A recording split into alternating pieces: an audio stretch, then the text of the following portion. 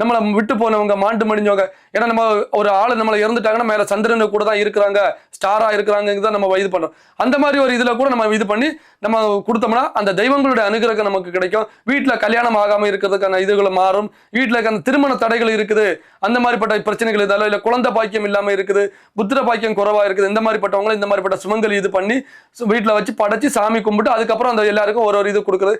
இல்லைன்னா பிரசாதமாட்டு அவள் இது வைக்கிறது, இல்லைன்னா சுண்டு கடலை, இந்த கடலை வைக்கிறது, பாயசம், பொங்கல் வச்சு இது கொடுக்குறது, இந்த மாதிரி கூட வச்சு சாமி கும்பிட்டதுக்கு அப்புறம் இதை வாரவங்களுக்கு கொடுத்து நம்ம வழிபாடு பண்றது மூலமாகவும் நமக்கு அந்த அனுகிரகத்தை நம்ம முழுமையா பெற முடியும்.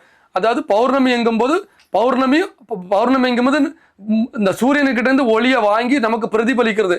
இப்போ இந்த அமாவாசைங்கும் போது அது நம்மளோட இருளை இது பண்றது, ராகு கேதுவோட இது இருக்கு. அதனால பௌர்ணமிக்கு பண்ணும்போது அந்த தெய்வங்களுடைய சக்தி நமக்கு இது பண்ணும்.